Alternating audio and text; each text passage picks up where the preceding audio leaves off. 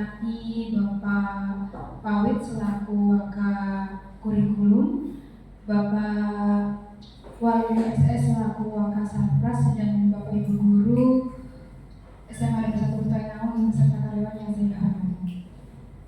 Mari kita bersama-sama memanjatkan puji syukur kehadirat Allah Subhanahu wa Ta'ala yang telah melimpahkan kenikmatan kepada kita semua sehingga pada pagi hari ini kita bisa melaksanakan kegiatan diseminasi penerapan budaya positif di SMA Negeri 1 Kutai sebagai salah satu aksi nyata saya di pendidikan guru penggerak angkatan ke-11.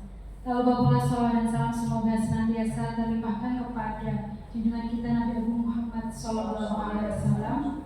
Mudah-mudahan kita semua menjadi umatnya yang mendapat syafaat yaumul qiyamah nanti. Amin.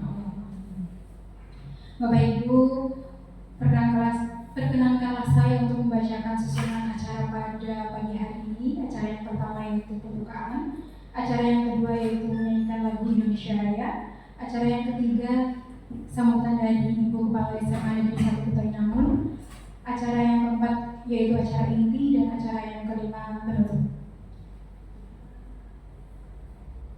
Memasuki acara yang pertama yaitu pembukaan, Bapak Ibu, marilah kita buka acara pada siang hari ini dengan membaca basmalah bersama-sama. Terima kasih. Mudah-mudahan dengan bacaan basmalah kegiatan pada siang hari ini bisa berjalan dengan lancar dari awal hingga akhir nanti. Memasuki acara yang kedua yaitu sambutan dari Ibu Kepala SMA Negeri 1 Kutai Namun kepada Ibu Trinasari Asmawati, kami persilakan. Bismillahirrahmanirrahim. Assalamualaikum warahmatullahi wabarakatuh. Alhamdulillahirrahmanirrahim. Puji syukur kepada Allah Subhanahu wa Ta'ala yang mana telah memberikan kita kesempatan, kenikmatan, kesehatan sehingga pagi yang cerah ini kita memenuhi undangan salah satu CKP dari SMA Negeri 1 Kutai Namun, Pak Nur Sifah Fauzia SPD, yang sedang mempraktikkan tentang diseminasi konsepnya tentang budaya positif. Semoga kegiatan ini nanti bisa disampaikan dan Bapak Ibu bisa mendapatkan ilmu dari apa yang disampaikan Pak Nur Sifah. Berbicara tentang budaya positif ini ada di modul 1.4, hampir setengah perjalanan ya Pak, setengah perjalanan guru penggerak mau selesai, maaf baru setengahnya aja.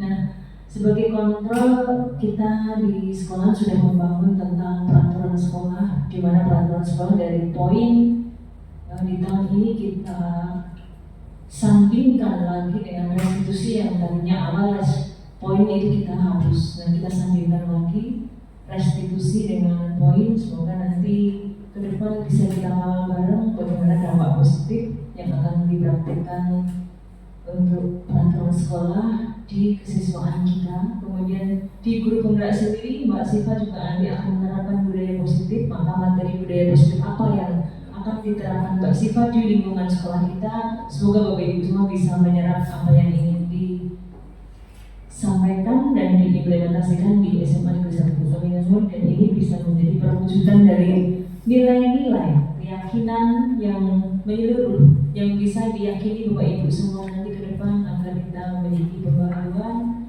memiliki hal baru, memiliki nilai-nilai yang bisa diterapkan secara bersamaan, tidak ada salah persepsi dan tidak ada salah praduga, sehingga nanti budaya positif benar-benar tercipta di SMA Negeri 1 Kutai Namun. Demikian Mbak Siva, semoga sukses penerapan budaya positif di lingkungan sekolah kita, dan aplikasi aksi nyatanya nanti bisa diterapkan di lingkungan sekolah kita yang berdampak pada seluruh warga sekolah, utamanya pihak pada murid dan Bapak Ibu guru membersamai. Assalamualaikum warahmatullahi wabarakatuh.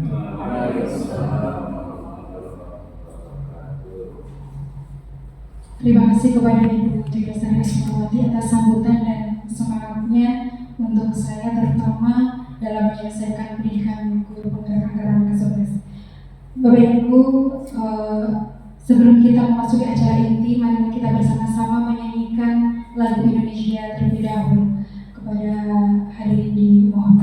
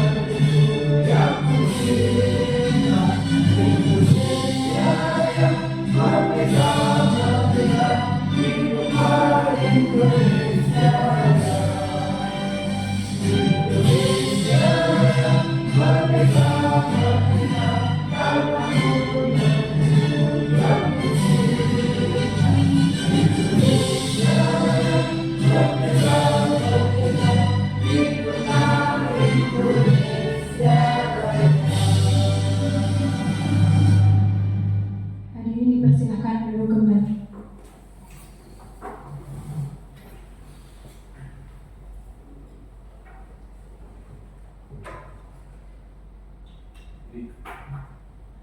Oke, Bapak Ibu, kita memasuki acara yang keempat, yaitu acara inti tentang diseminasi penerapan budaya positif di sekolah. Ya Bapak Ibu, sebelum kita melanjutkan diskusi pada pagi hari ini, saya ingin membuat kesepakatan forum terlebih dahulu agar nanti kegiatan kita bisa berlangsung secara efektif. Kira-kira apa yang ingin Bapak Ibu sepakati di dalam forum ini? Monggo Bapak Ibu, silakan aktif dalam berpendapat atau tepat waktu. Gimana Bu? Tidak boleh izin. Oh, tidak boleh izin. Waduh. Bebas berpendapat. Bebas berpendapat, bebas.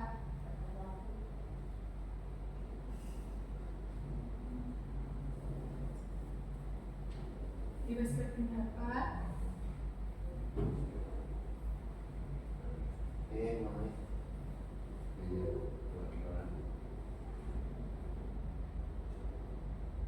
Kelebihan D itu Mbak.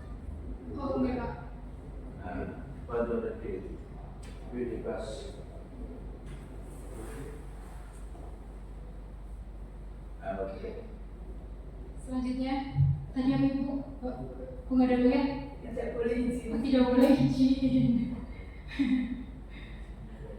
Belum selesai gitu kan maksudnya? Iya, izinnya belum selesai. Tapi nggak boleh. Dari kelas ini sekarang ini. Selesai tepat waktu. Selesai Pak. Mulai. Waktunya 1 jam Bapak. Bentar. Terus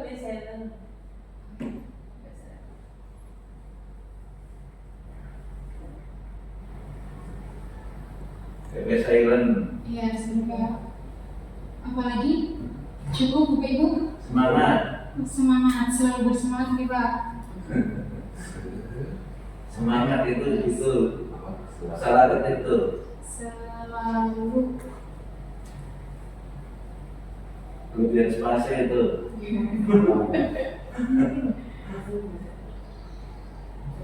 Ada lagi?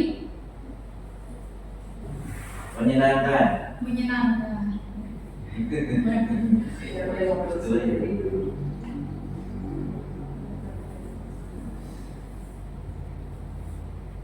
Menyenangkan dan Tertib.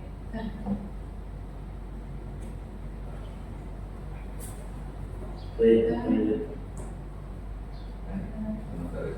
Tertib.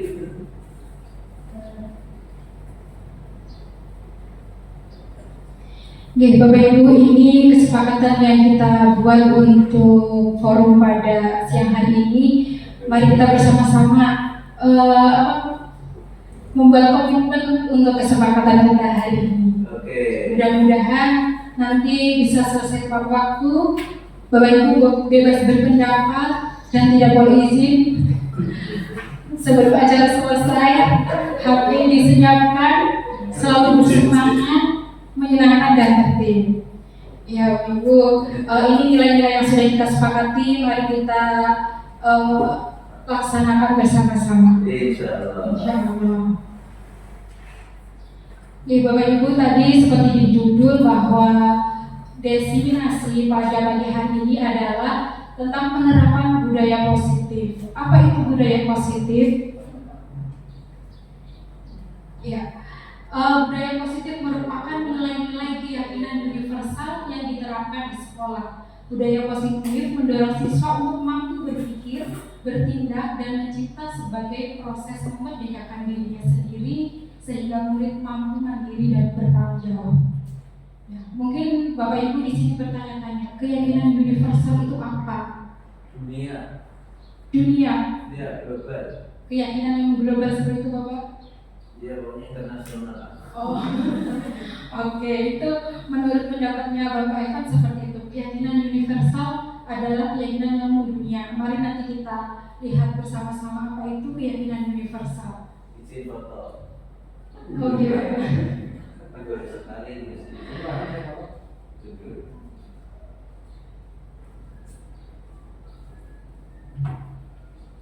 Apa ini sudah?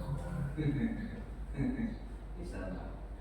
Ya Bapak Ibu, mungkin ini adalah gambaran salah satu perwujudan budaya positif yang sudah kita laksanakan di sekolah kita, yang sudah rutin Bapak Ibu laksanakan, dan kedepannya mudah-mudahan ini bisa berjalan seterusnya dan konsisten, karena ternyata budaya seperti ini itu membawa dampak positif terhadap murid-murid kita Bapak Ibu, karena contohnya mungkin ada salah satu siswa yang belum tahu kalau kita itu merupakan salah satu pengajar di SMA Kutayam. Tapi dengan adanya hal-hal seperti ini, murid-murid itu bisa mengenal kita. Itu salah satu dampak kecilnya. Terus dampak lainnya pun murid bisa lebih menghormati kepada Bapak Ibu guru. Ini salah satu contoh budaya positif yang sudah kita laksanakan di sekolah kita.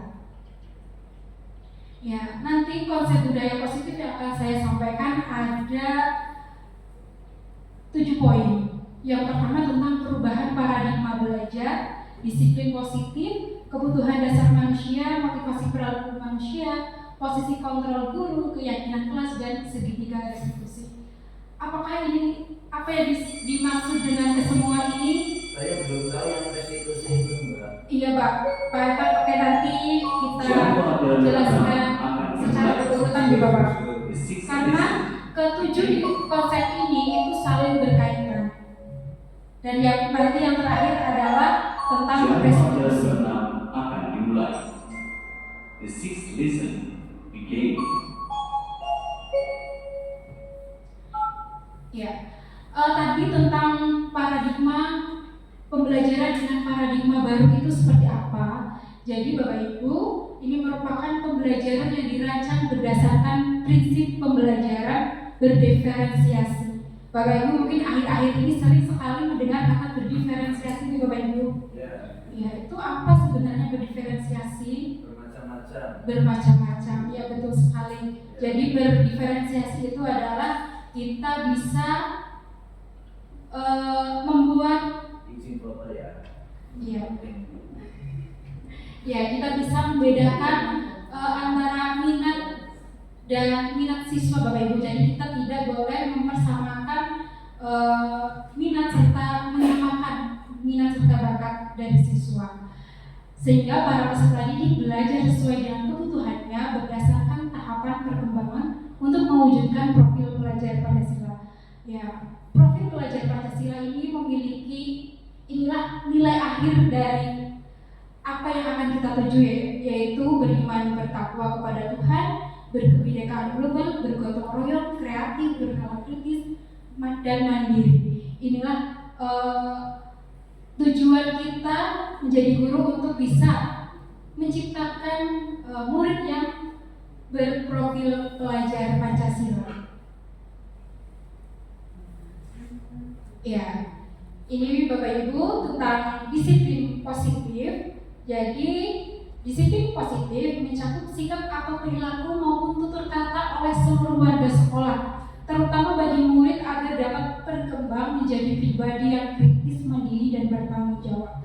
Disiplin yang dimaksud adalah disiplin diri yang memiliki motivasi internal, jadi bukan motivasi eksternal. Ya, disiplin diri adalah bagaimana cara kita mengontrol diri, bagaimana menguasai diri untuk memilih tindakan yang mengacu pada nilai-nilai yang kita hargai agar tercapai tujuan yang diinginkan. Nah, tujuan pendidik adalah menciptakan peserta didik yang memiliki disiplin diri sehingga berperilaku mengacu kepada nilai-nilai kebijakan universal dan memiliki motivasi dalam diri menuju perilaku ke arah yang lebih baik. Dari tadi kata-kata kebijakan universal selalu keluar di Bapak Ibu. Ya, sebenarnya apa itu kebijakan universal?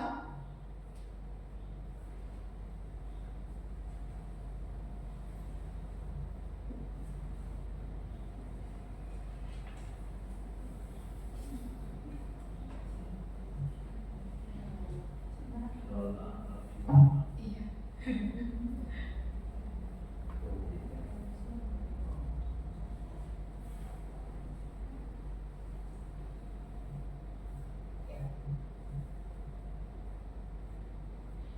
Ini Bapak Ibu yang dimaksud dengan nilai-nilai kebijakan universal. Kebajikan universal. Nah, ini dia nilai-nilai kebajikan universal yang dimaksud dari tadi keluar di dalam pengertian disiplin positif, yaitu ada profil pelajar Pancasila, nilai profil pelajar Pancasila, ada sikap toleransi, rasa hormat, integritas, mandiri, menghargai, antusias, empati, keingin-tahuan, kreativitas, kerjasama, percaya diri, dan komitmen. Banyak Bapak Ibu sebenarnya nilai-nilai kebajikan universal yang dimaksud. Nah, nanti inilah yang menjadi pedoman kita dalam melaksanakan kedisiplinan positif di sekolah. Nilai apa yang mau kita ambil untuk menjadi landasan kita dalam mewujudkan siswa menuju profil pelajar Pancasila. Seperti ini ya Bapak-Bapak untuk nilai kebajikan universal.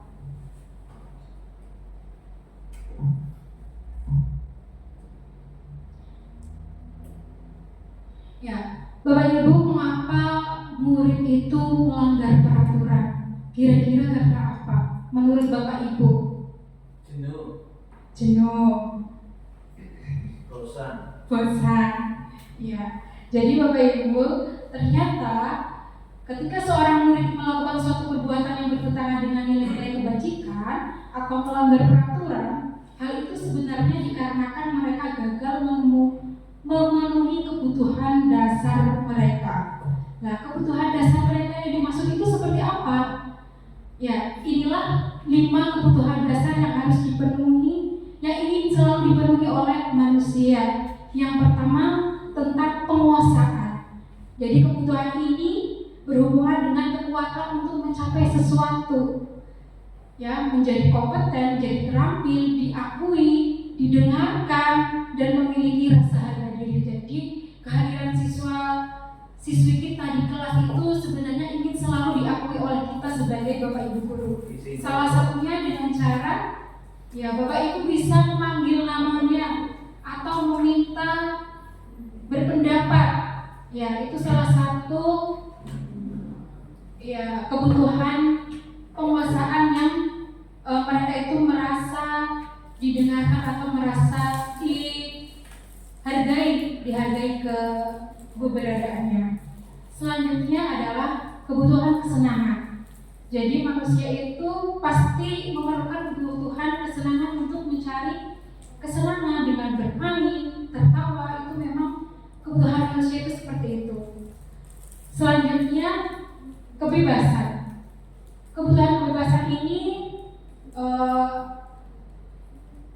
salah satunya adalah akan kemandirian, otonomi, memiliki pilihan dan mampu mengendalikan arah hidup seseorang. siswa. Jadi Bapak Ibu, jika siswa itu merasa bosan di dalam kelas, ingin belajar di luar, itu salah satunya karena mereka belum merasakan kebebasannya terpenuhi.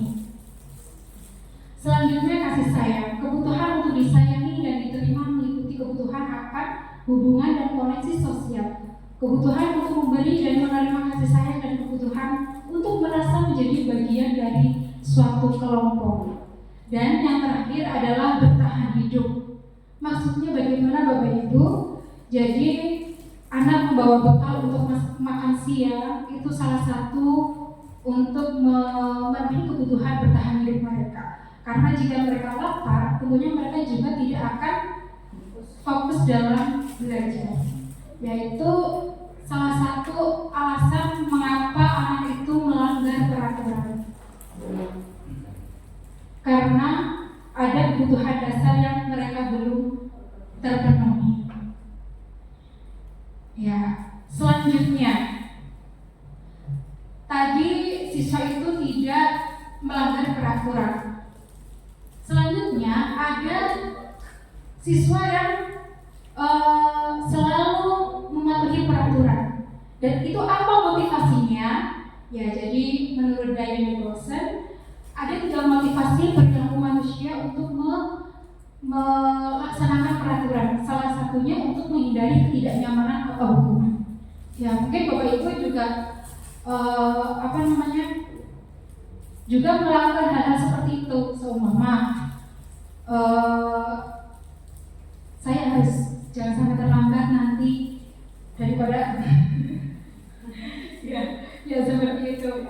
Untuk menghindari mungkin teguran dari ibu kepala sekolah, jadi saya memiliki motivasi untuk selalu datang pagi, yaitu salah satu motivasinya agar tidak melanggar peraturan. Terus untuk mendapatkan imbalan atau penghargaan dari orang lain, mungkin karena ingin dipuji, itu juga salah satu bentuk motivasi. Selanjutnya yang ketiga, untuk menjadi orang yang mereka inginkan dan menghargai diri sendiri dengan nilai-nilai yang mereka percayai. Ya, ini yang kita inginkan dari murid-murid kita Bapak Ibu. Jadi kita menginginkan mereka itu memiliki motivasi internal dari dalam diri mereka sendiri untuk menghargai diri mereka sendiri.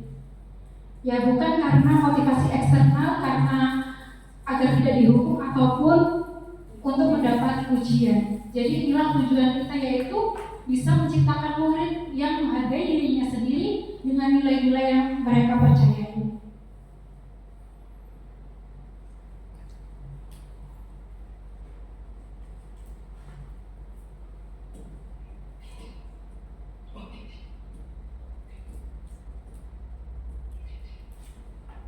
Mau tanya Mbak, Kira Pak? itu di awal ada tulisan diseminasi itu sebenarnya apa sih? Sama dengan halnya sosialisasi Bapak. Jadi saya membagikan ilmu yang saya dapatkan di pendidikan guru penggerak.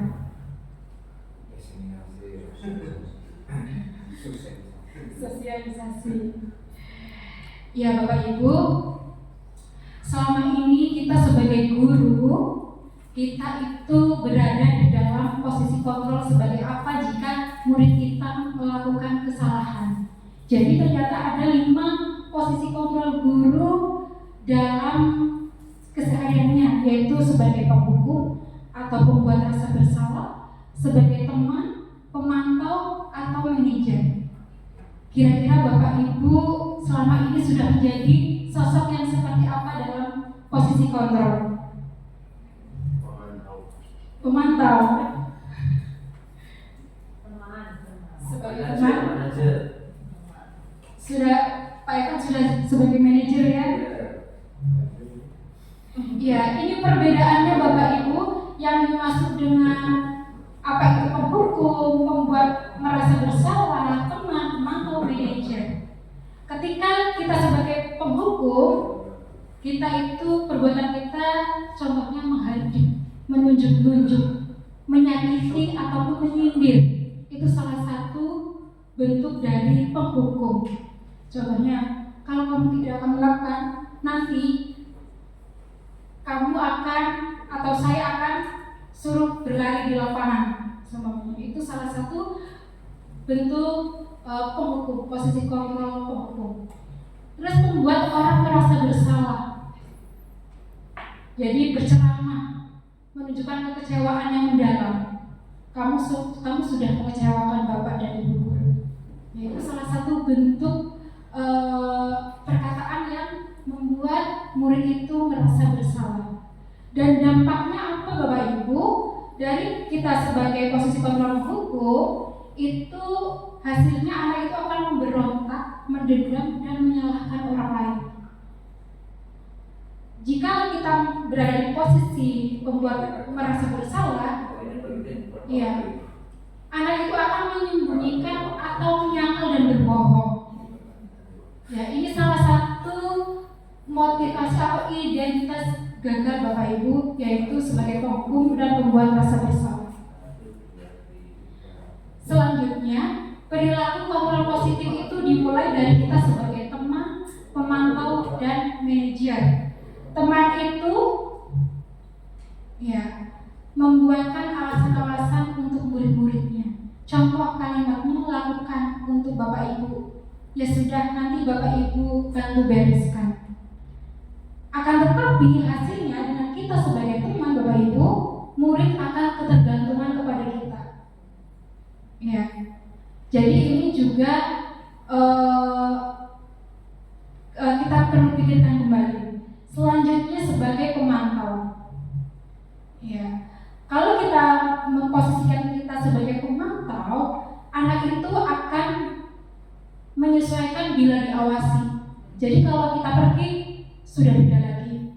Ya, itu hasilnya dari kita sebagai pemantau. Nah, inilah yang kita harapkan Bapak Ibu, kita bisa menjadi guru yang sebagai seorang manajer, yaitu yang bisa menguatkan watak atau karakter siswa. Mungkin Bapak Ibu di sini masih bertanya-tanya, seperti apa ya yang harus kita lakukan sebagai manajer?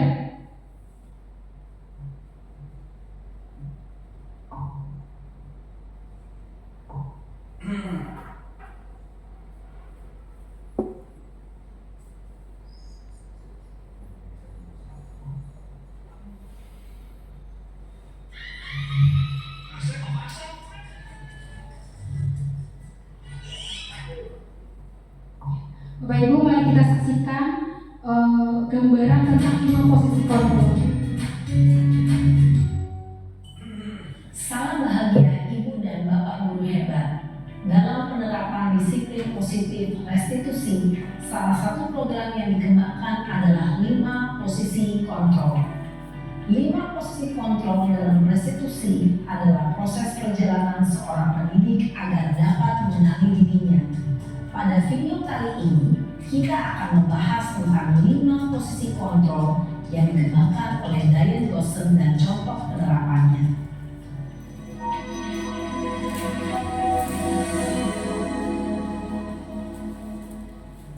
Lima posisi kontrol itu adalah 1. Posisi penghukum. 2. Posisi pembuat merasa bersalah. 3. Posisi teman. 4.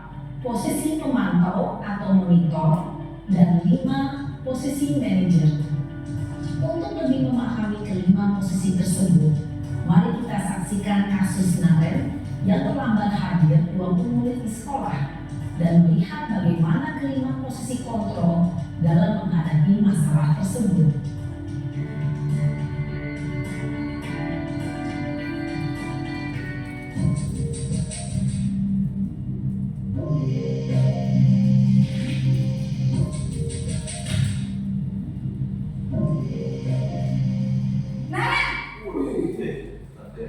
Sini kamu. Selamat Ibu. Selalu terlambat. Kamu deh, pasti terlambat. Maaf Bu, saya Apa? Apa coba? Alasan kamu apa lagi? Kapan sih kamu tidak terlambat? Malas sekali ya kamu jadi anak. saya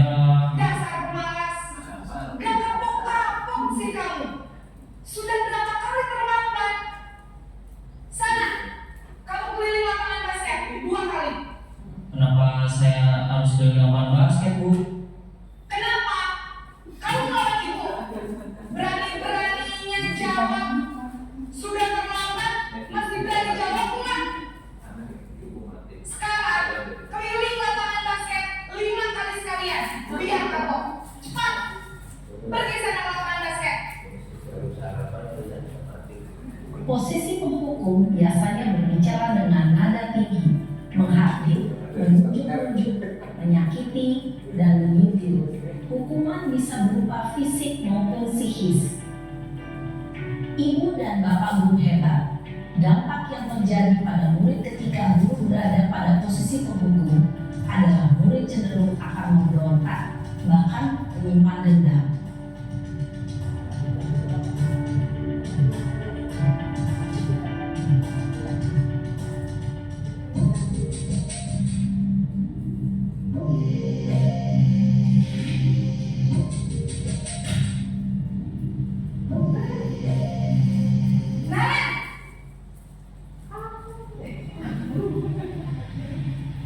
Selamat pagi Bu.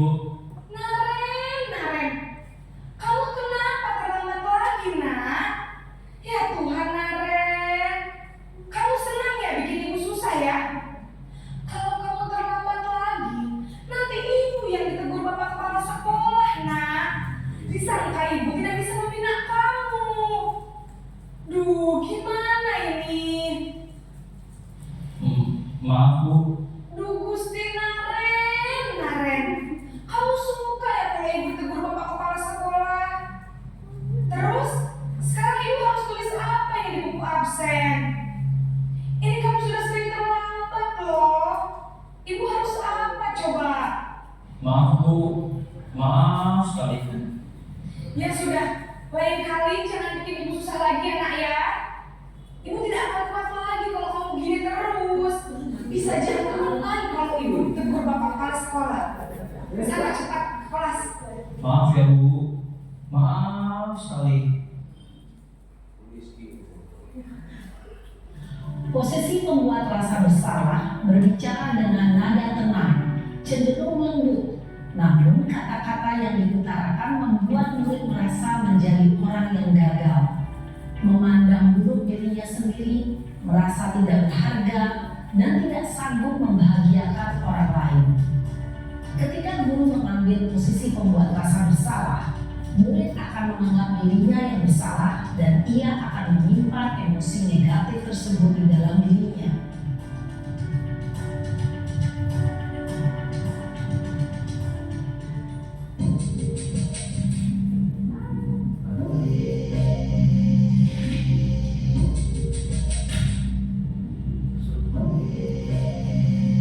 Naren,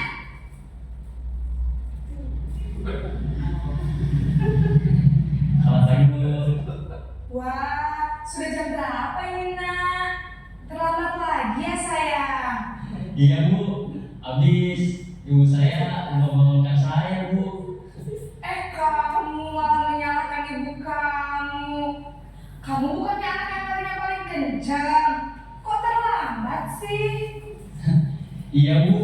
Saya memang terlambat bangun tadi. Jadi biarpun saya lari kencang, tetap gak kejar Bu. Ya sudah sana. Nanti lain kali larinya lebih kencang lagi ya. Biar gak terlambat lagi. Bikin senang ibu. Demi ibu. Bisa kan? Bisa lah Bu. Ya sudah sana masuk kelas. Ibu beresin urusan absen kamu. Kamu ini ada-ada saja. Dalam posisi teman, guru berbicara dengan nada suara ramah, akrab, cenderung bersenda gurau untuk menjaga suasana tetap santai. Murid akan merasa senang, aman, dan akrab dengan guru. Identitas yang tercipta adalah identitas sukses atau berhasil. Namun, perlu diingat, karena ini masih dorongan eksternal, maka ada faktor ketergantungan dari murid kepada orang tertentu.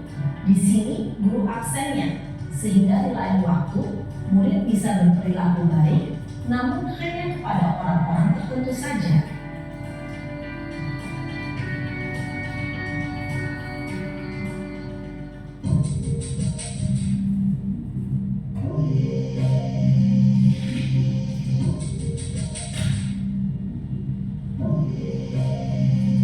Naren,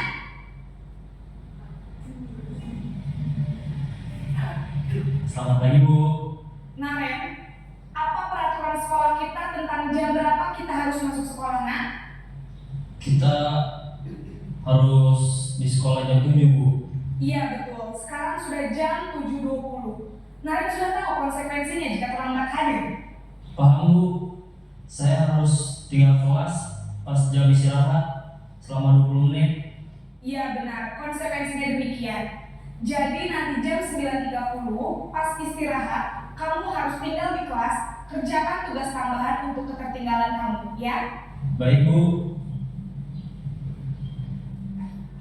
Posisi pemantau mengandalkan penghitungan atau data untuk mengontrol murid. Guru mengarahkan murid berdasarkan peraturan dan konsekuensi. Seorang pemantau menunjukkan bahasa tubuh dan ekspresi wajah yang datar dan cenderung formal.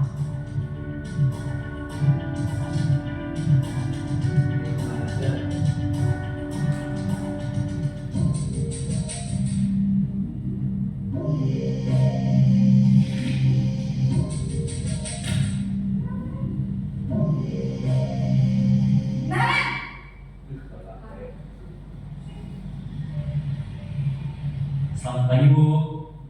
Selamat pagi, Naren. Maaf, Bu. Saya terlambat. Iya, sekolah masuknya jam 7, sekarang sudah jam 7.20. Jadi sekarang bagaimana ini, Naren? Maaf, Bu. Saya lupa setel alarm saya semalam. Baiklah, menurut kamu, keyakinan sekolah yang mana yang perlu kamu tingkatkan? Menghargai diri sendiri dan orang lain mungkin, ya, Bu. Setuju. Jadi, apakah Naren meyakini prinsip saling menghormati tersebut? Iya, Bu. Saya meyakininya. Apakah Naren bersedia memperbaiki masalah keterlambatan ini? Bersedia, Bu. Bagaimana kamu akan perbaiki masalah keterlambatan ini? Saya akan coba untuk tidak lupa menyetel alarm saya, Bu. Baik, kalau Naren untuk menyetel alarm di rumah, ada orang yang kira-kira bisa bantu mengingatkan tidak?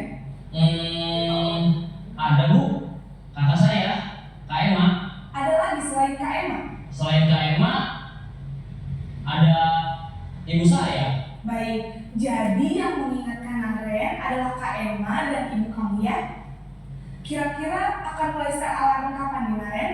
Setelah pulang sekolah, akan segera saya lakukan. Baik, jadi Naren akan setel alarm untuk bangun besok pagi dan akan diingatkan oleh kakak dan ibu dan Naren, ya? Ada lagi yang mungkin perlu dilakukan, Naren? Agar tidak terlambat bangun lagi. Tidak ada, Bu. Baik, Naren. Terima kasih untuk kerjasama kamu. Sekarang kamu perlu kembali ke kelas untuk belajar. Baik, Bu. Terima kasih. Posisi manajer adalah posisi kontrol yang disarankan untuk membimbing murid memiliki sikap disiplin yang positif, yaitu murid yang mandiri, bertanggung jawab, dan dapat memecahkan masalah. Tujuan dari posisi ini adalah agar murid dapat berefleksi atas tindakannya. Guru akan dengan tulus memberikan pertanyaan-pertanyaan bermakna, sehingga membuat murid dapat belajar dari kesalahannya dan mencari sebuah solusi untuk menyelesaikannya. Ibu dan bapak guru hebat, setelah mengamati adegan kelima posisi kontrol tadi, kira-kira posisi mana yang paling ideal? Posisi mana yang dapat menunjang motivasi intrinsik murid? Ya, tentu posisi manajer. Posisi ini memang posisi ideal yang ingin dituju setiap pendidik. Pada posisi inilah, guru dapat menerapkan disiplin positif yang berpihak pada murid, yang memerdekakan murid. Perjalanan seorang pendidik tentunya tidak mudah untuk sampai pada posisi seorang manajer. Namun, tujuan kita pasti, yaitu menciptakan murid-murid yang mandiri, merdeka, dan bertanggung jawab. Semoga penggambaran 5 posisi kontrol yang telah diperlihatkan ini dapat menjadi ajang refleksi bagi kita semua, agar dapat terus mengasah dan menerapkan disiplin positif yang memerdekakan murid. Mari terus berlatih dan bersemangat. Selamat menerapkan. Salam dan bahagia Ibu dan Bapak Guru hebat.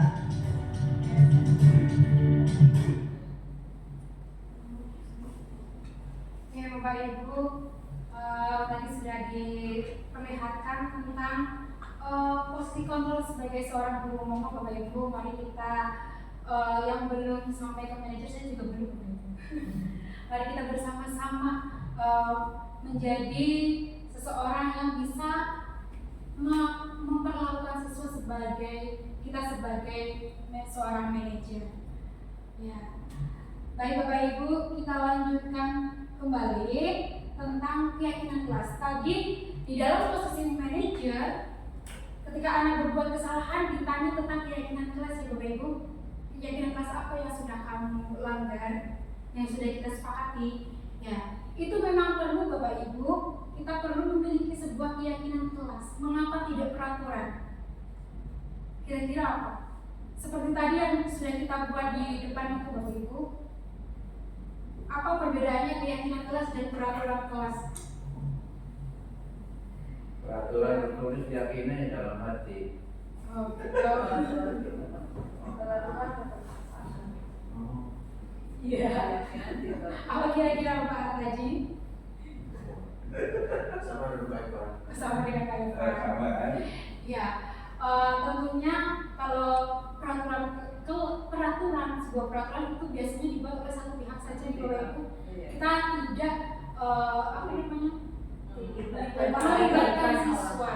Ya, jadi hanya satu pihak saja. Sedangkan keyakinan kelas kita melibatkan siswa. Jadi nilai apa yang sudah kita sepakati itu juga dari kesepakatan siswa dan juga kita sebagai guru. Jadi nanti jika siswa itu melanggar peraturan, ya sudah mereka langsung bisa menerima alasannya seperti itu.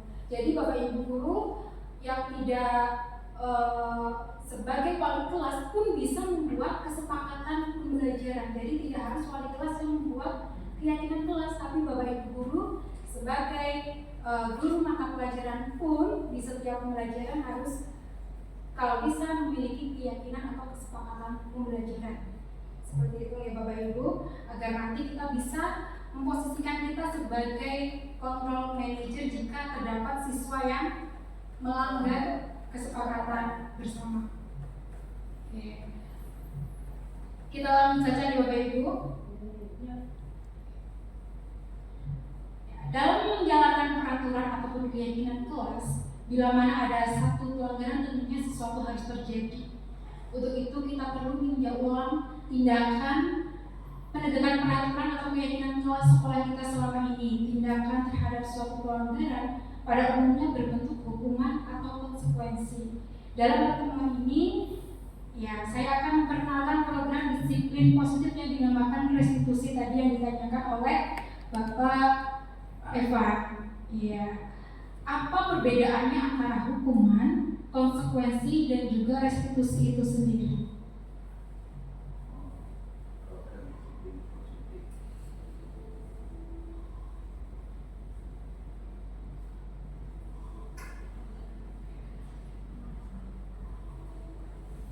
Iya, sinyalnya susah.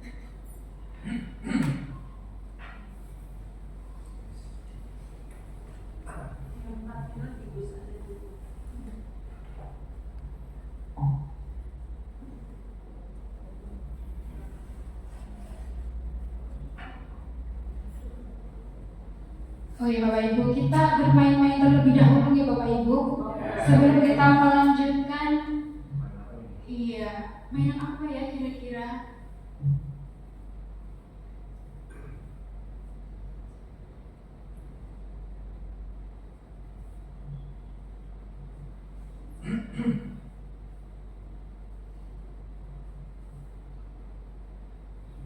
Ya silakan Mbak minta tolong itu dibagikan Bapak.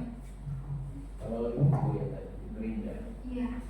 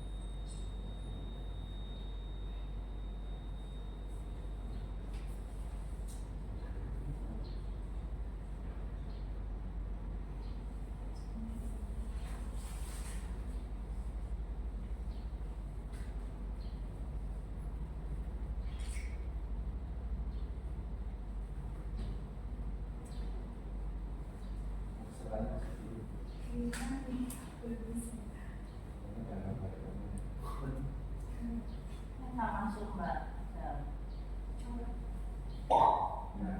Oke, mulai.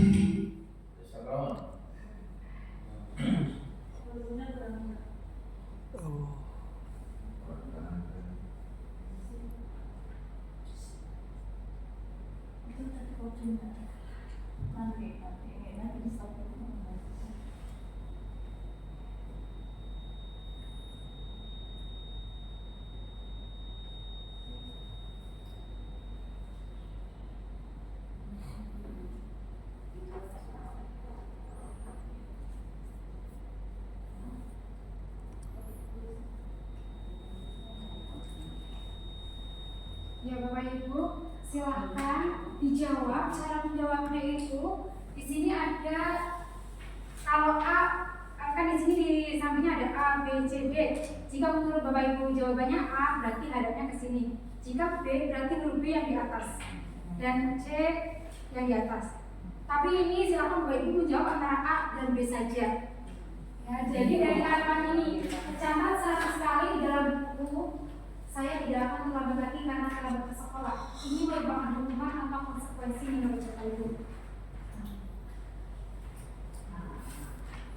Kayak kalau tidak Bilang lagi caranya. Kalau pilihannya itu di atas Bapak. Biar dapat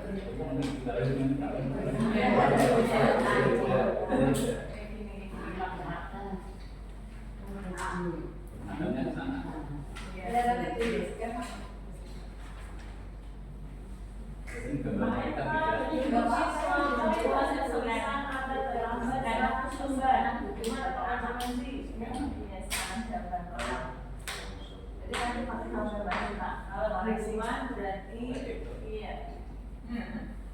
Ada yang di sana Pak ya Pak. Iya pasti Hukuman berarti itu. Iya, yang mana masalah satu lagi semua iya, Evan, iya, aku meminta penelitian alam, konsekuensi itu cuma. Saya yang lulus. 10 soal, nggak boleh. Jangan lagi yang belum ya enggak. Iya. Nggak boleh sekarang dia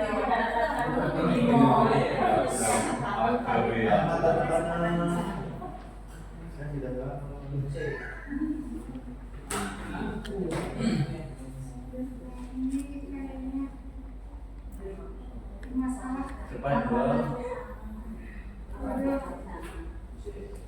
Sinyal apa karena aplikasinya? Ya, aplikasinya pengujian di HP. Nah, misalnya ini. Ya sudah. Ya sudah. Ya, boleh Bu. Tapi ini kita tidak bisa menjawab karena jawabnya harus pakai itu dan harus saya scan satu-satu. Berarti pakai yang di HPN sama kemana?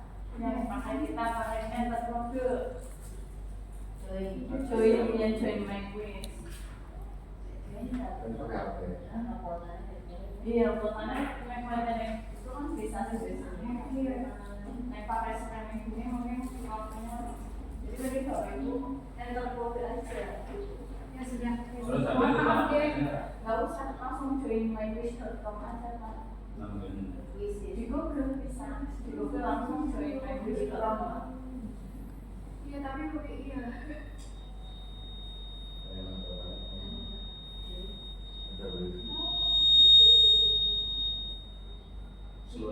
Ini dimatiin dulu nggak? Di Google. Iya, join mywish.com.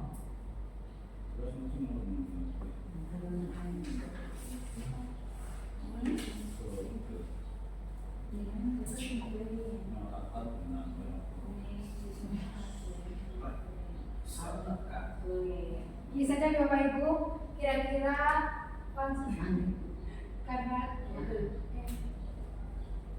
ya, kira-kira ucapan saya tidak akan terlambat lagi karena terlambat ke sekolah.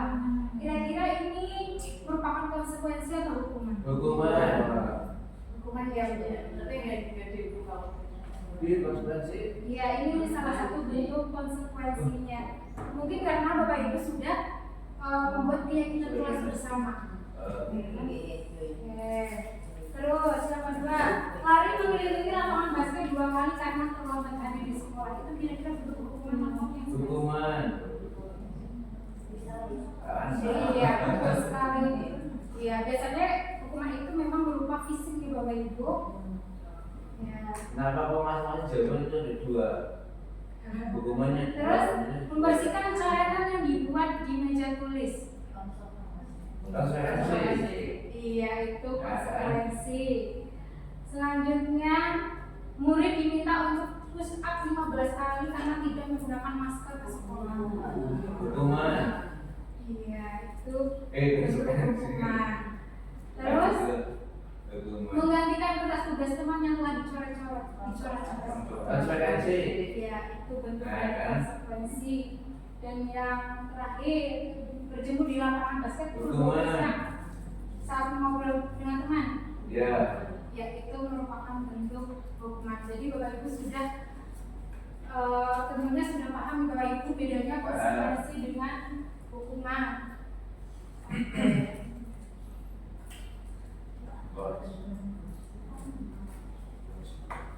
Ya, tadi kita itu diminta untuk menerapkan sebuah restitusi dalam pembelajaran jika ada siswa yang melakukan pelanggaran peraturan Bapak Ibu. Sebenarnya restitusi itu apa?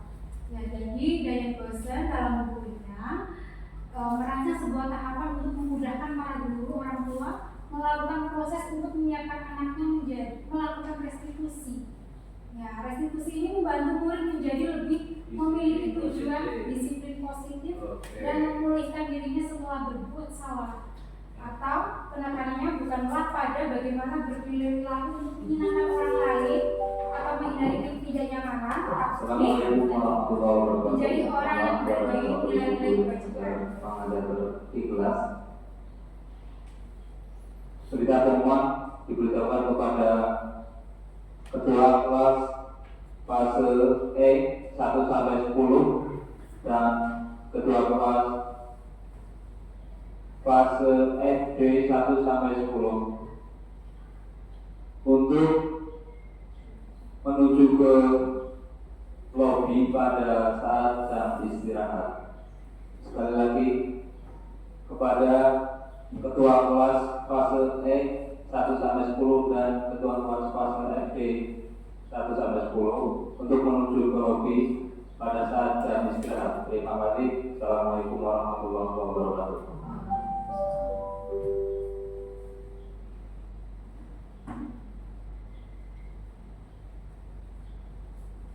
Ya Bapak Ibu, begini kami mengharapkan restitusi dalam pembelajaran. Salam dan bahagia Ibu dan Bapak guru hebat.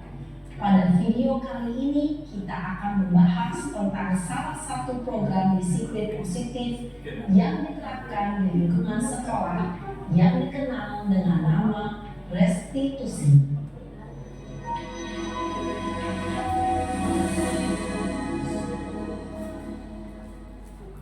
Restitusi dikembangkan oleh pakar pendidikan Diane Gosson, berlandaskan pada teori kontrol Dr. William Glaser. Segitiga restitusi adalah suatu proses dialog yang dijalankan oleh guru atau orang tua agar dapat menghasilkan murid yang mandiri dan bertanggung jawab. Pada saat guru di posisi manajer, aspek yang dikembangkan pada murid adalah motivasi intrinsik, sehingga penanaman nilai-nilai kebajikan dapat tumbuh dan berkembang menjadi suatu kebiasaan positif yang akhirnya membentuk karakter murid. Proses dialog ini terdiri dari 3 langkah yang digambarkan pada ketiga sisi pada segitiga restitusi.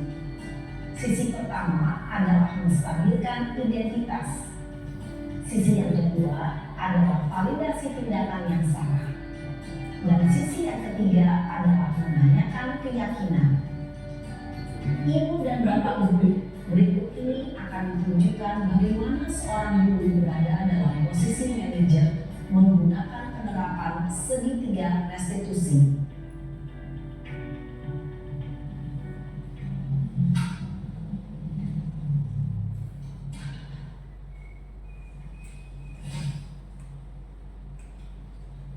Siang Sarah.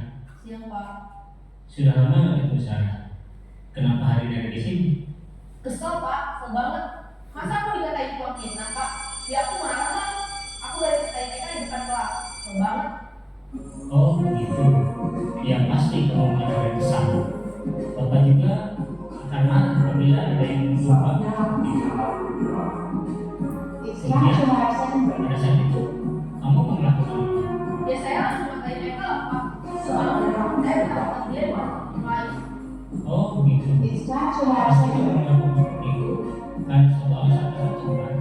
iya lah, saya diam saja Pak. Ya saya bela diri lah. Masa saya dituduh tukang fitnah? Ya wajar lah.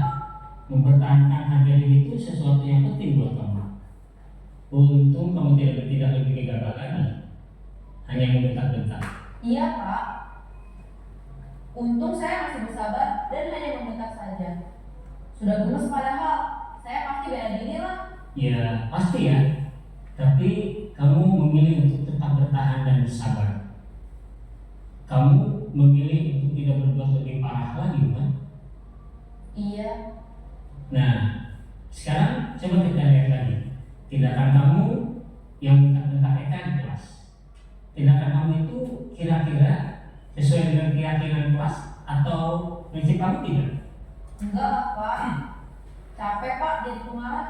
Jadi keyakinan atau prinsip mana yang kurang sesuai dengan keinginan kamu?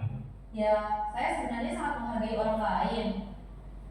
Mungkin saat itu saya menjadi emosi, jadi tidak menunjukkan sikap itu. Kamu meyakini tidak?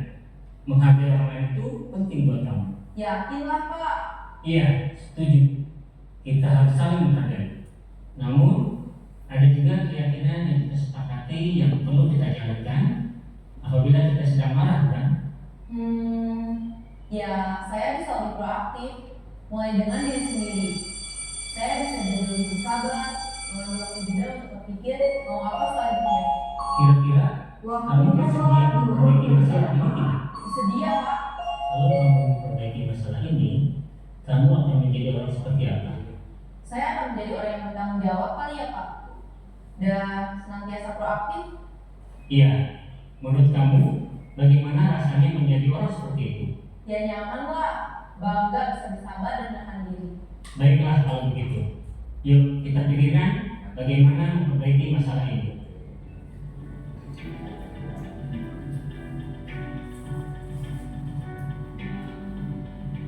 Ibu dan Bapak guru hebat, baru saja kita menyaksikan contoh bagaimana seorang guru berada dalam posisi manajer menggunakan penerapan segitiga restitusi. Mari kita bahas satu persatu. Pada sisi pertama, menstabilkan identitas berdasarkan pada prinsip bahwa membuat kesalahan adalah bagian dari proses pembelajaran. Sisi pertama dari segitiga ini berperan menggeser identitas murid dari identitas gagal ke identitas sukses. Murid yang sedang bertingkah laku yang tidak pantas atau menarik diri saat itu sedang mengalami identitas gagal. Bila kita mengkritiknya, maka posisinya tidak akan berubah. Kita bisa mengajukan pernyataan-pernyataan ini. 1. Membuat kesalahan sesuatu yang wajar. 2. Manusia tidak ada yang sempurna. 3. Kita bisa memperbaiki masalah ini. 4. Saya tidak menanyakan kesalahannya. Saya lebih fokus bagaimana memperbaiki masalah ini. 5. Apakah saat ini kamu tengah menjadi orang yang baik untuk dirimu sendiri? Pada sisi kedua, validasi tindakan yang salah berlandaskan pada prinsip bahwa setiap perilaku berupaya memenuhi suatu kebutuhan tertentu. Guru yang telah memahami teori kontrol akan bergeser dari pemikiran stimulus respon menjadi proaktif dan mencoba untuk mengenali tujuan dari perilaku murid. Mengenali dan mengakui kebutuhan murid ini dapat memperbaiki hubungan dengan murid tersebut. Pernyataan atau pertanyaan bisa disampaikan dengan nada suara tidak menghakimi atau memojokkan, sehingga dapat mengembalikan murid pada posisi positif. 1. Kamu bisa saja bertindak lebih gegabah lagi dari ini. 2. Kamu bukan melakukannya tanpa suatu alasan tertentu. 3. Kamu melakukannya karena mempertahankan sesuatu yang penting bagimu. 4. Mungkin kamu bisa mempelajari suatu perilaku baru yang lebih efektif. Bersediakah kamu mempelajarinya? Selanjutnya, kita akan simak sisi terakhir, yaitu menanyakan keyakinan. Teori kontrol menyatakan bahwa pada dasarnya kita termotivasi secara intrinsik. Pada saat perilaku yang salah telah divalidasi dan identitas sukses telah stabil, maka murid telah siap menaikkan keyakinan-keyakinannya dengan tindakannya yang salah, dan pemikirannya telah bergeser ingin menjadi orang yang menuju. Pertanyaan-pertanyaan ini dapat mengaitkan keyakinan-keyakinan yang dianut murid. 1. Sebagai keluarga atau kelas, apa yang kita yakini? 2. Nilai-nilai apa yang telah kita sepakati? 3. Seperti apa gambaran sebuah kelas yang ideal bagi kamu? 4. Kamu ingin menjadi orang seperti apa?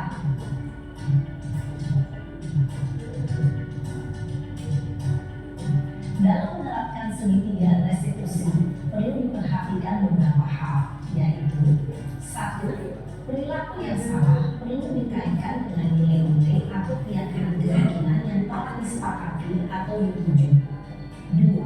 Kesediaan orang yang melakukan kesalahan untuk memperbaiki masalah. 3. Pemecahan masalah sebisa mungkin relevan atau memiliki hubungan dengan masalah yang ada. 4. Usaha. Perlu adanya suatu usaha perbaikan dari pihak yang berbuat kesalahan. 5. Waktu. Perlu mendedikasikan waktu dari pihak yang berbuat kesalahan. Tanyakan kapan kamu mulai membutuhkan usaha untuk memperbaiki masalah. Dengan memahami struktur penerapan segitiga restitusi, diharapkan guru dapat menerapkan posisinya sebagai manajer dengan mengajukan pertanyaan-pertanyaan bermakna yang dapat membuat murid menjadi lebih percaya diri, bertanggung jawab, dan mandiri. Nah, ibu bapak guru perlu tidaknya mengikuti ketiga tahapan dalam segitiga restitusi bergantung pada ringan beratnya suatu permasalahan. Misalnya, bila permasalahan tersebut ringan, maka tidak perlu dijalankan secara berurutan. Bahkan bisa semudah menanyakan apa keyakinan yang kita sepakati. Dengan perjalanan segitiga restitusi dengan kelanjutan pertanyaan-pertanyaan berikutnya, diharapkan murid menjadi lebih kuat secara pribadi, dapat membuka wawasan santri agar dapat menyelesaikan permasalahannya sendiri, semakin percaya diri, mandiri, dan merdeka. Salam dan bahagia, Ibu Bapak Guru hebat. Pertanyaan enggak? Mau tanya? Oke, silakan Pak. Selama ini kami atau saya mengajar ya, tidak pernah bikin perjanjian keyakinan kelas itu gimana itu untuk nantinya sebuah perjanjian gimana caranya seperti itu. Iya, terima kasih Pak Evan. Jadi perjanjian bukan perjanjian tapi kesepakatan di Pak Evan. Kesepakatan atau keyakinan kelas bisa kita buat di awal pembelajaran. Ya, jadi kita sebelum memasuki materi kita perlu memiliki kesepakatan kelas agar kita bisa menjalankan posisi kita sebagai manajer. Jika ada siswa yang melakukan atau melanggar kesepakatan yang telah kita sepakati bersama. Jadi kita diharapkan bukan membuat peraturan tapi kesepakatan bersama agar adanya kesepakatan, jadi tidak hanya satu pihak saja. Jadi jika anak melakukan kesalahan, ya mereka sudah menerima atas konsekuensinya dan mereka sudah tahu konsekuensinya. Jadi memang Bapak Ibu, baik guru mata pelajaran ataupun wali kelas itu perlu membuat sebuah kesepakatan kelas untuk bisa menerapkan restitusi kepada siswa yang melanggar peraturan. Seperti itu, Pak. Ini sifatnya wajib, anjuran atau bagaimana ini? Ini sifatnya dianjurkan. Gitu ya. Ya, kalau menurut saya ini sangat penting. Ya, sangat penting dan dianjurkan untuk kita buat sebelum memulai pembelajaran. Nah, bagaimana cara kita membuat keyakinan kelas? Nanti Pak Evan bisa ngobrol, kita diskusi Pak Evan. Iya. Bagaimana membuat Seperti tadi kesepakatan? yang pertama ya, bebas berpendapat. Ya, seperti tadi yang sudah kita praktekkan bersama-sama itu salah satu contoh kesepakatan ini di sebuah forum kecil ya Bapak Ibu. Jadi Bapak Evan bisa menerapkan ke dalam pembelajarannya Pak Evan di kelas seperti itu. Ya Bapak Ibu, mungkin sampai di sini ada yang perlu kita diskusikan lagi. Oke, monggo Pak Ratno. Masih lanjutkan pertanyaan Pak Evan tadi. Selama ini kita menggunakan peraturan kelas. Jadi arahnya ini kan ada sumbangsi sertifikasi yang namanya kesepakatan. Terus kesepakatan kelas ini dari keyakinan kelas, kita tahu apa yang bisa kita peroleh keyakinan kelas. Dan kedua, ada kesepakatan kelas, sekarang tambah lagi ada keyakinan kelas, adalah satu lagi kontrak belajar. Membedakan ketiga ini. Ya, terima kasih Bapak. Untuk indikator kesepakatan kelas Bapak Ibu menjadi keyakinan kelas. Ya, sebenarnya kesepakatan kelas itu merupakan sebuah keyakinan kelas. Jadi di dalam nilai-nilai kesepakatan kelas seperti semisal dilarang tidak membuang sampah tidak membuang sampah sembarangan. Ya, itu adalah kesepakatan kelas kan Bapak. Nah, nilai keyakinan kelasnya adalah kira-kira apa? Keyakinan itu tadi yang nilai kebijakan universal. Jadi kesepakatan kelas tersebut tidak membuang sampah tersebut itu merupakan aktualisasi dari keyakinan kelas, yaitu nilai kebersihan misalnya. Ya tadi kan ada nilai kebijakan universal, nah itu dituangkan ke dalam perilaku nyatanya. Seumpamanya tadi kebersihan, jadi nilai yang kita yakini adalah kebersihan. bukti nyatanya itu adalah dilarang membuang sampah. Jadi antara kesepakatan dan keyakinan itu sebenarnya satu kesatuan. Dan indikatornya itu yaitu nilai dari kebajikan universal tadi. Keyakinannya tentang kapasitas, Iya. kesepakatannya tentang Iya, betul. kalau kontrak belajar, Nah, kalau kontrak belajar, untuk selama ini saya malahan belum mengadakan kontrak belajar. Jadi yang saya terapkan ini adalah ya ini kesepakatan kelas saja atau keyakinan kelas saja. Iya. Ya mungkin itu contohnya Pak. kita lakukan. Iya. Mungkin itu hanya sebuah istilah saja mungkin Pak. Makanya saya berkonfirmasi apakah Iya. sebetulnya ini sudah kita implementasikan, mungkin tidak. Beda namanya saja mungkin bisa contohnya Pak kontrak belajar yang sudah dilakukan oleh Pak Suratno. Yang dilakukan di awal tadi menurut versi saya ada sebuah kontrak belajar. Oh ya berarti memang hanya perbedaan dalam istilahnya saja Bapak. Iya seperti itu. Kesepakatan terhadap satu event kecil, Iya. banyak kita sepakat itu hanya berlaku di Oh ya, ya betul ya itu ya berarti hanya berbeda istilah saja. Ya mungkin Bapak Ibu ada yang mau menambahkan tentang kontrak dan kesepakatan.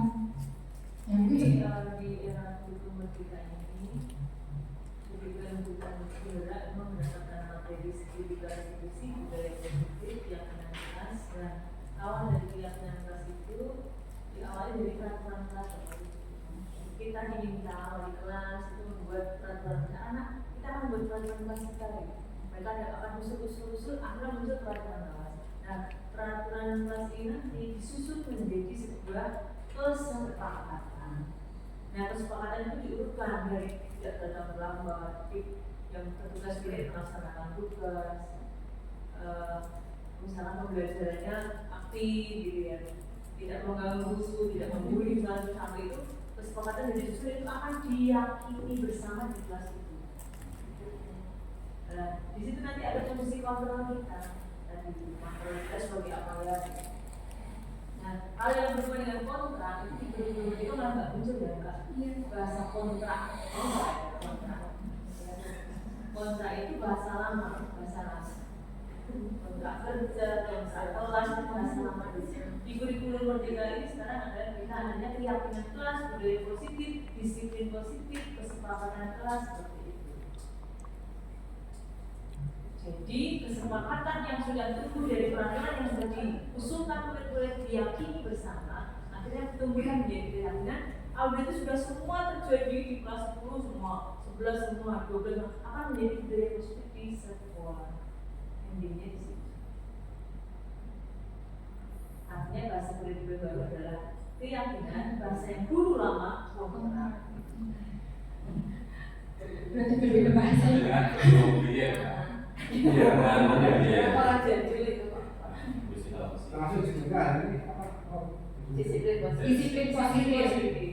Disiplin positif dengan praktik baik itu hubungannya apa? Disiplin positif dan praktik baik. Kalau disiplin positif berarti adalah hal-hal yang Positif. ya yang kita kita menerapkan kebajikan universal itu Pak, nilai-nilai kebajikan universal di dalam sekolah kita itu merupakan salah Itu satu. bagian praktik baik apa? Iya, kalau praktik baik Disiplin apa? Iya. Disiplin positif itu kan di situ ada kegiatan kita mendorong siswa. iya mendorong siswa untuk melakukan Kan ada juga nilai-nilai kebajikan. Tapi sudah termasuk praktik baik. Nah, yang nampak nanti praktek baiknya kan gitu Pak. Makanya bapak anak-anak itu rambutnya itu gondrong, rambut kok kayak gitu nggak sopan santun, padahal rambut itu tidak punya rasa sopan santun. Yang sopan santun itu etika ketika anak nggak mau memotong rambut kan sama gitu. Praktek baiknya itu muncul setelah mereka melakukan disiplin positif. Jadi cuma satu bukan di rambut, cuma satu itu ada di etika kan gitu bahasanya kan sama kayak gitu. Iya.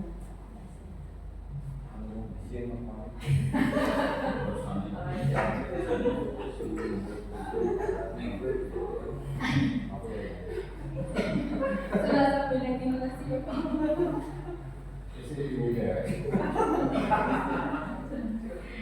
Ya demikian Bapak Ibu, apakah masih ada yang mau kita diskusikan lagi? Jika cukup nih Bapak Ibu? Ya, terima kasih Bapak Ibu. Demikian tentang diseminasi penerapan disiplin positif yang saya sampaikan. Mudah-mudahan kita bisa menerapkan apa itu restitusi kepada peserta didik kita, dan jangan lupa Bapak Ibu membuat keyakinan kelas agar kita bisa memposisikan kita sebagai manajer dalam mewujudkan profil pelajar Pancasila.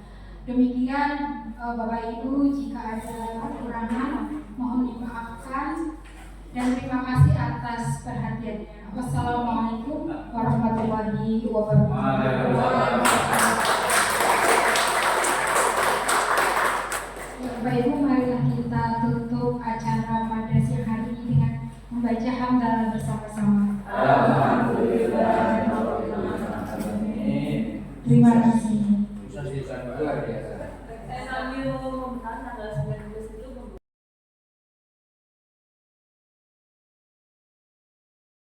kita pada pagi hari ini bisa berjalan dengan lancar dari awal hingga akhir. Baik, sebelum kita memasuki pembelajaran, Bu Guru ingin kita membuat sebuah kesepakatan kelas.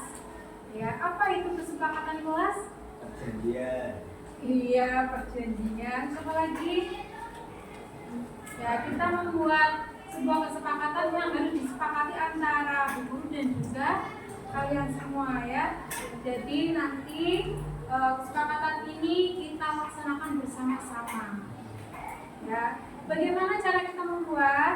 Nanti Bu Guru minta kalian menuliskan keinginan kalian untuk kelas ini, semisal tidak boleh membuang sampah sembarangan, ya, tidak boleh membuat gaduh dan lain sebagainya. Silahkan nanti ditulis di kertas ini, lalu ditempelkan di papan tulis bagian depan di bawah tulisan kesepakatan kelas. Paham? Paham ya? Oke. Kita minta tolong dibagikan ke teman-teman. Ya, satu orang satu. Nanti setelah ditulis, di bawahnya dikasih namamu kecil, terus di kesepakatannya ditulis di sebelah sini. Lalu kalau sudah ditempel ke depan.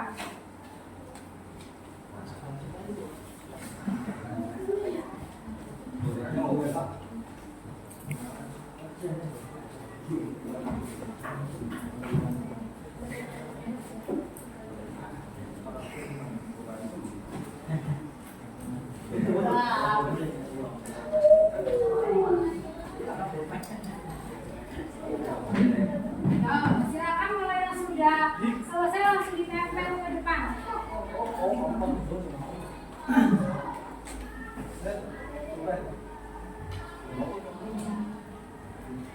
Sampai yang di bawah.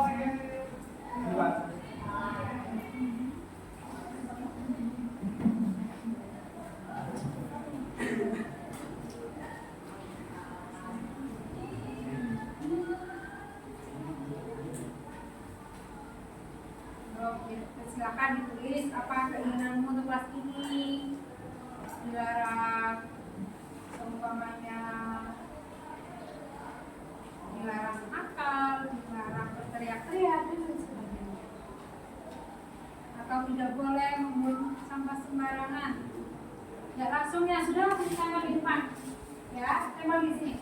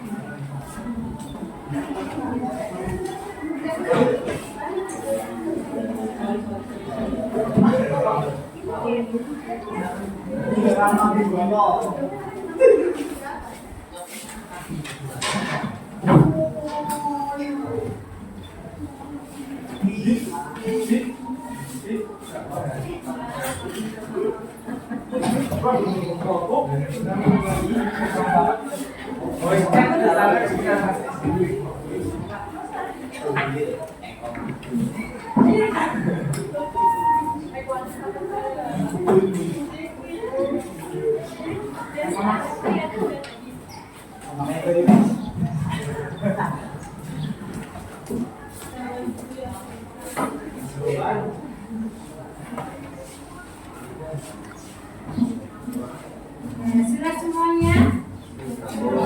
Nah ya, mari kita lihat apa yang diinginkan oleh teman-temanmu. Yang pertama, dilarang melakukan bullying. Oke, kita tempel ya. Ya, tidak boleh melakukan bullying. Bullying itu bisa berupa verbal maupun non-verbal ya. Terus oleh itu oleh mama tidak ada PR. Wah, jadi kalau ini wah, bagaimana ini boleh tidur? Ya boleh tapi pada saat jam istirahat ya. Ya, boleh makan pada saat istirahat. Tidak ada PR. Wah. Oke. Ini gimana ya? Hanya istirahat ya. Terus tidak pilih-pilih teman, setuju?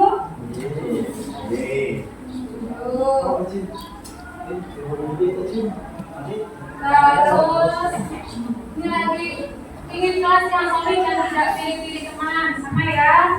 Oke, kita ambil salah satu saja. Terus dilarang caper.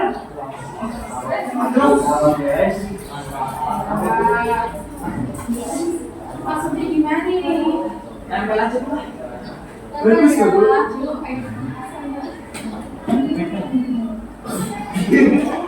Tidak berisik saat pembelajaran berlangsung.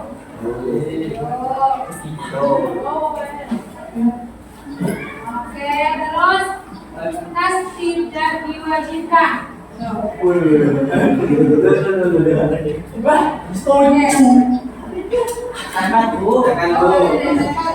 Soalnya ini kebaikan kelas kami ya. Oke. Baik sama.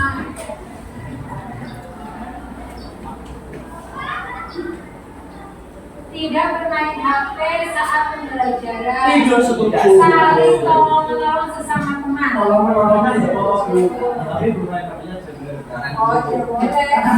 Boleh bermain HP jika diperbolehkan oleh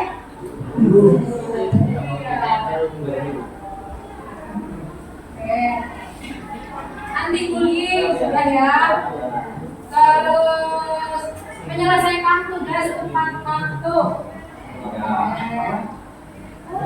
Tugas tepat waktu. Tidak boleh membawa sampah sembarangan. Jadi sudah berpikir.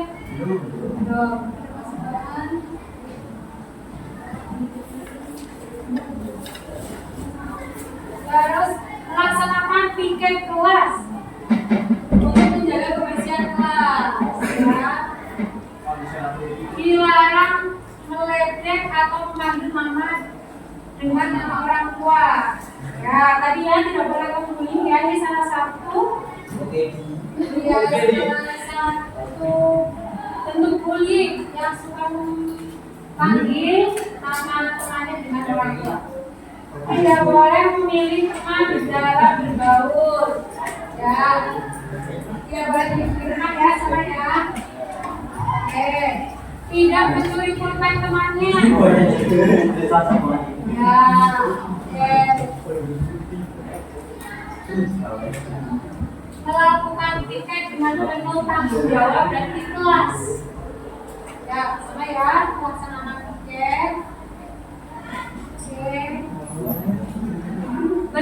menjawab pada sampah masing-masing. Bagus. Ya, ini. Solid menjaga kebersihan, jaga suasana tetap kondusif. Tadi sudah ada di sini ya. Oke. Tidak boleh membuang sampah di laci. Ya, yang sering membuang sampah di laci.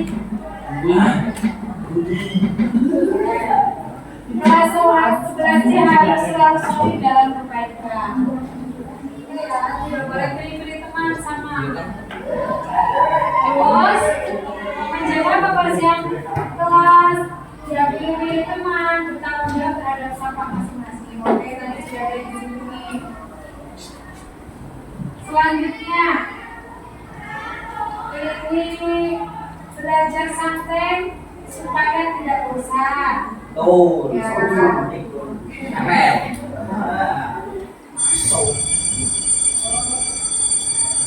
Tidak ada pembulian. Ya, Jawab adalah kegelapan akan dilarang makan dan minum pada saat KBM. game.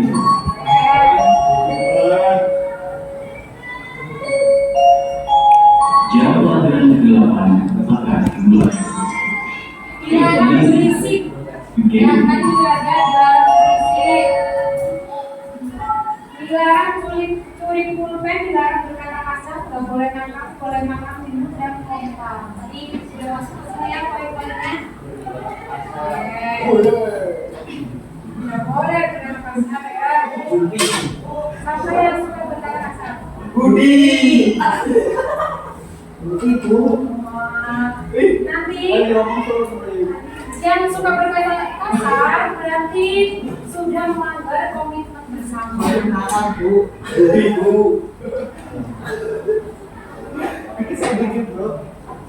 Baik, kita simpulkan bersama-sama keyakinan kelas kita pada pagi hari ini. Dilarang melakukan bullying, berarti kita harus saling menghargai dan menghormati. Ya. Terus ini melaksanakan weekend kelas, berarti kita belajar bertanggung jawab. Tidak pilih-pilih teman. Iya, saling menghargai dan toleransi. Terus dilarang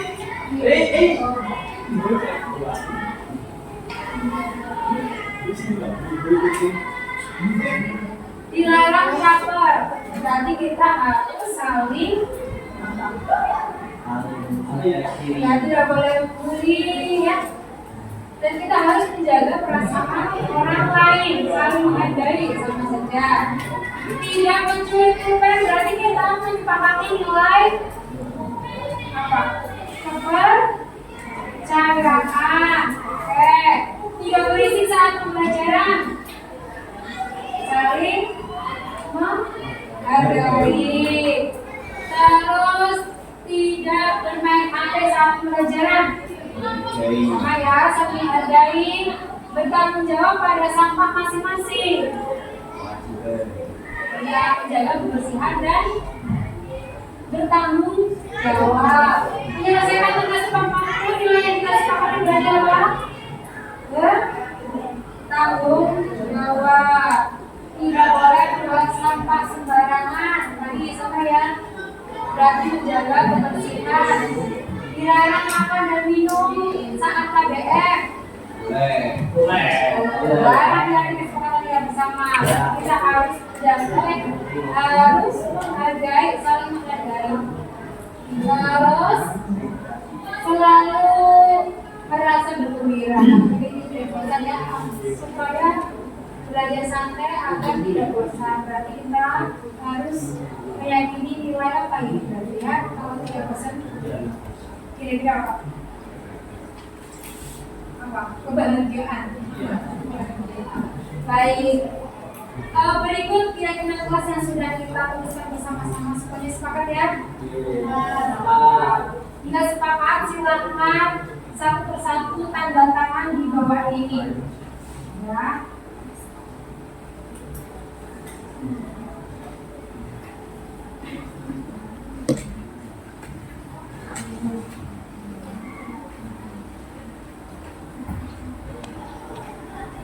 Silakan tanda tangan. Maju ya. Terserah langsung semuanya. Nah, maju tanda tangan. Siap. Jangan terlalu besar biar semuanya bisa tanda tangan.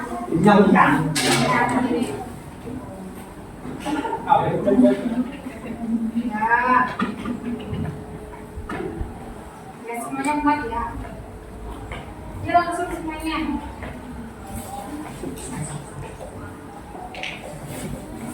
Gantian.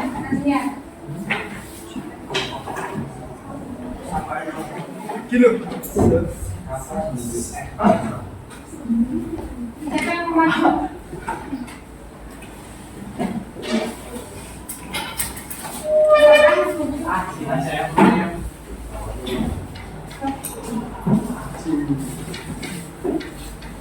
Siapa yang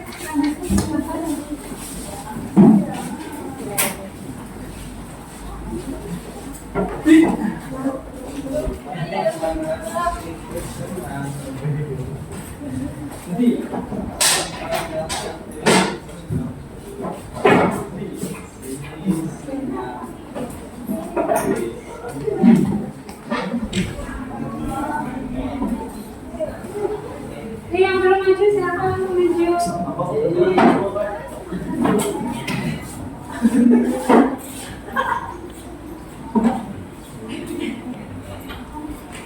Ini siapa?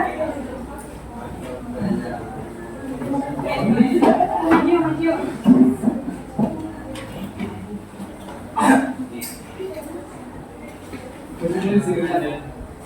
Yang belum?